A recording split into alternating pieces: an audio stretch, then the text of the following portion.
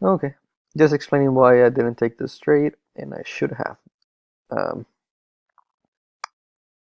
because so this was a chat room pump. I'll close this. It's a low float. Doesn't show it here, but if you go to Finviz, we can see where is this? Okay.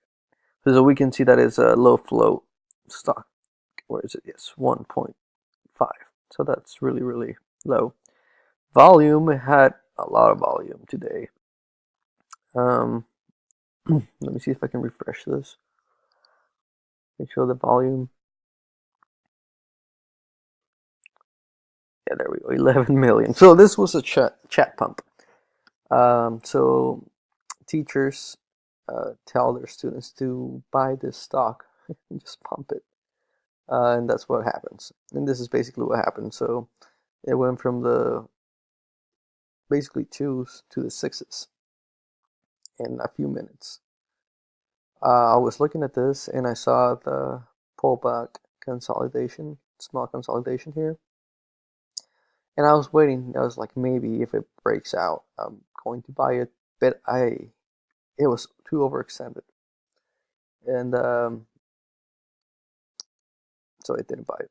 But it broke out and it went from the sixes all the way to the eights or high eights, and I just did a little test buy here with my paper trading. Um, but I was looking for midday perk, and what this did, it didn't perk up. It actually went down. So once it goes down and it breaks the VWAP, and if it breaks ideally the support, then it becomes a short, and you don't want to touch it if you're going to go long. Also, I mentioned this in my chat room, Timothy Sykes, um, and this guy said, let me see if I can find what this guy said. It was interesting. Um, I mentioned it. Where am I?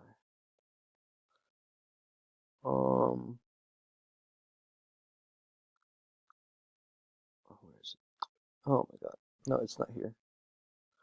So, anyways, I told this guy I might look for a midday perk, and he said, look at the past history, and I was like, yes, I should have because I should. I don't know, but for me, if it has a lot of volume and then it has second green day, it didn't have a lot of volume, but it still opened and it went all the way up here. And we look back, let's go 2 years.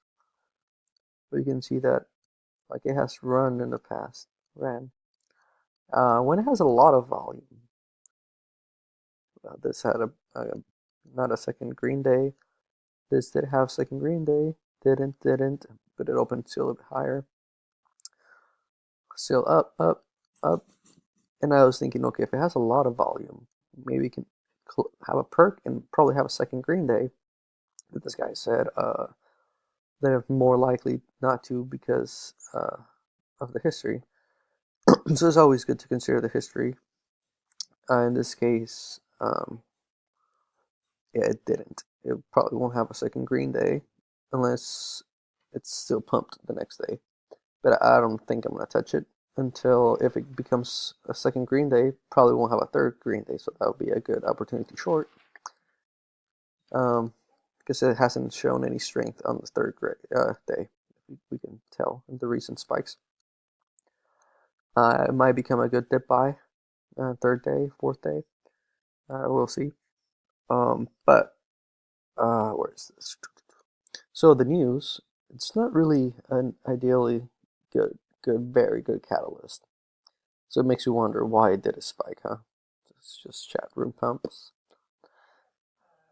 And so yeah, so what it is, we announced today that it has granted a non-exclusive research license to Monsanto company to evaluate its novel C3003. Blah blah blah blah blah blah blah. Who cares? Building better plants by developing this breakdown. Blah blah. Yeah, so it's not super good. So yeah, so this is why I was thinking about. And when I chart is overextended and it pulls back all the way to the fives. So there's a big pullback from the sixes to the fives. And it's early in the morning still. It's 9:56, so it's been only half an hour, and it's up $3 per share. It has a consolidation. You have a lot of people looking for the breakout, and there's a lot of people shorting here because of low float.